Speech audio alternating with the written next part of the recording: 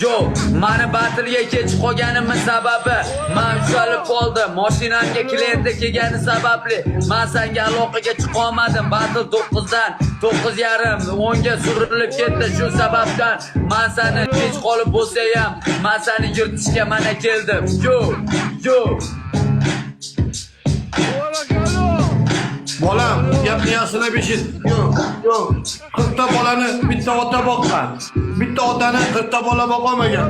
Yo'q. Masala to'g'ri tushunaman. Sen pul kavobi bo'lgansan oxirgi paytda. Yo'q. Bugun seni yer bilan yakson qilib, yana o'zimga tobe qilaman. Yo'q. Mashinaga klient bo'lib kelgan bolalar ancha mujbal ekan.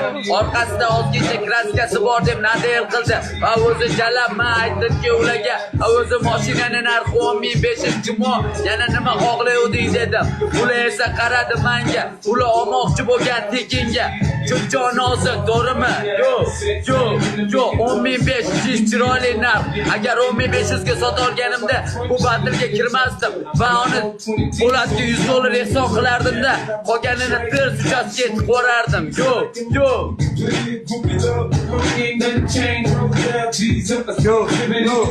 Olsin, olmasa qotag'imni olsin. Borsa Sergeliga Toshkentga, amiga kirib, ag'darilgan mashina olsin. Yo'q. Qo'tta olsin jalab, mashininglar jalab, bilarasizlar. Hozir birovga ustiga $2000 qo'yib sotishadi. Yo'q. Ikindan qo'yib to'g'ri qilsam bo'lam. Yo'q.